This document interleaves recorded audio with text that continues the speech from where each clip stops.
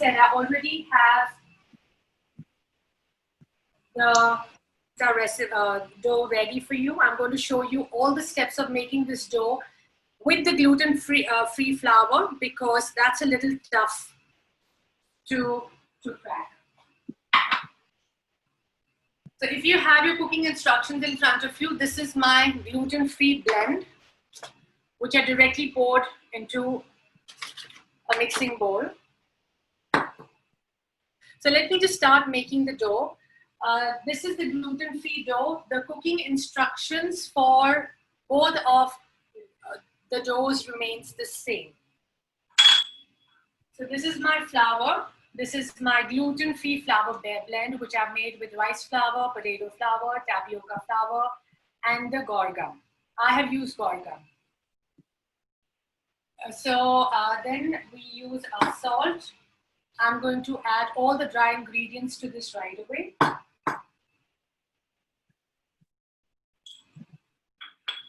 The sugar. And the instant yeast.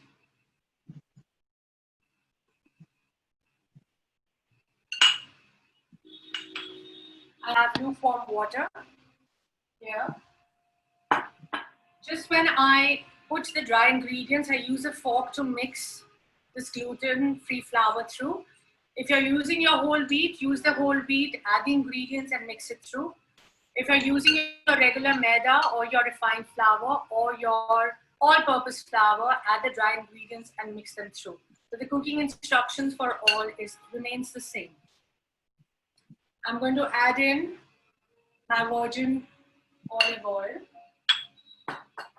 and the water. So there's a difference in the ingredient quantity of water and other things because of the measurement of the flour. It's not a simple calculation.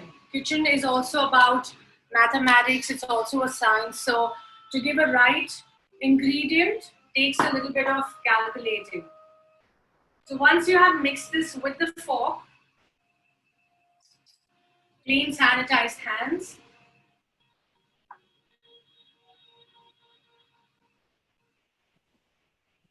This is how you make your atta. This is not coming together. Add a little bit of warm water slowly.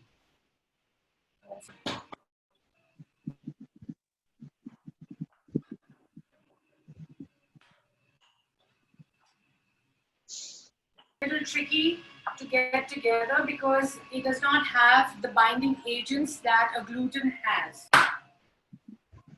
I'll just get to the questions. I'm seeing some questions in the chat. I'll just get to the questions. Just let me just put this dough together, please. It will stick to your fingers like nobody's business, but just give it that tender love and care. It will come together.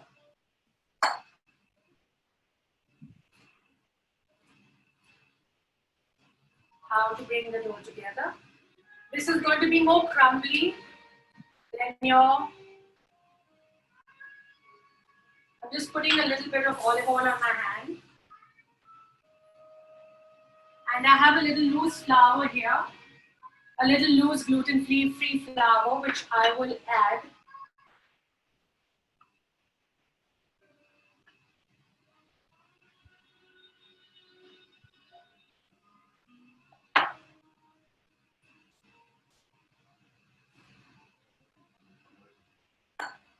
This is what I feel is closest to a normal thin crust pizza without it losing color, without it losing elasticity.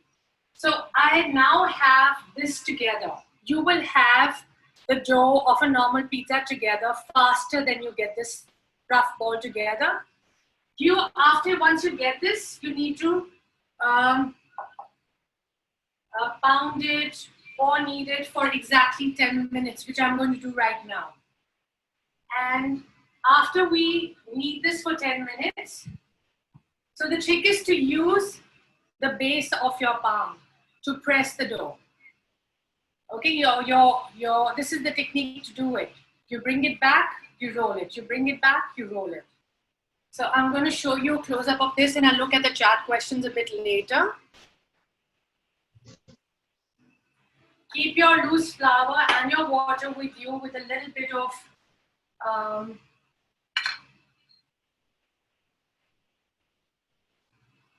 extra virgin olive oil, which is a part of the recipe. So every time you make the flour blend, you might experience a different kind of texture. You might experience a different kind of dryness in the flour.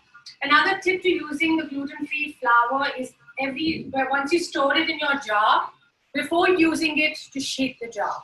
Sometimes the elements just settle in. This is the technique.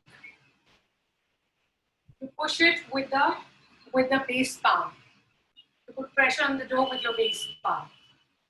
It's slightly dry, so I'm going to brush it with a little bit of olive oil.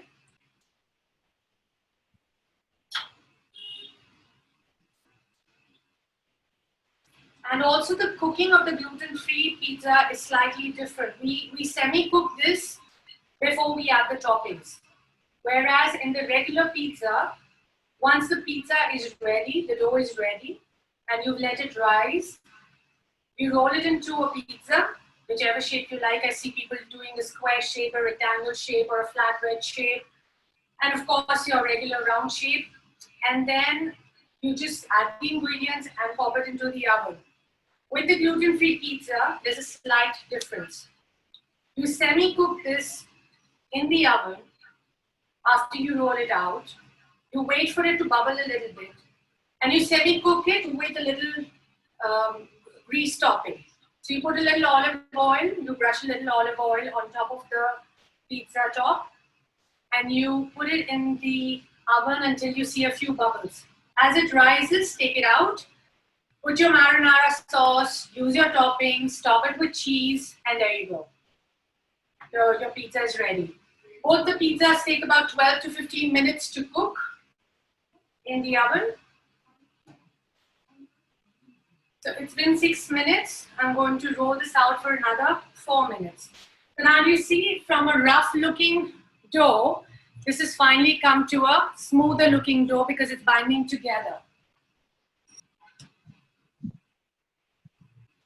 Chinmay, I hope you're looking at the techniques to roll out this dough because you're the one who will probably use it a lot more because people like us who can't eat the regular margarita thin crust will need to prepare this. So just put in a lot of tender love and care and a little bit of effort to make this come alive.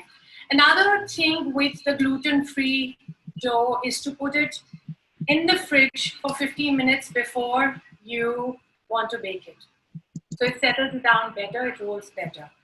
Now the trick is that we leave this in a greased pan, just like the normal pizza, for about half an hour. My other pizza dough is ready, so we will top that pizza and we will bake that pizza before we bake this one. I'm going to brush the bowl with virgin olive oil. You cannot let the dough dry.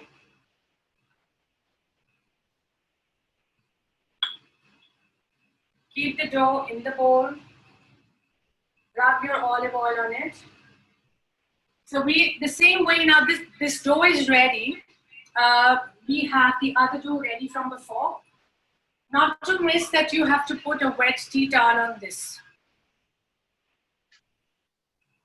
Minutes and make 3 balls, 3 or 4. I think you can make about 4 to 5 pizza balls at a time. And I think one dough ball will give you a medium to a large size pizza. So you have about 5 ready.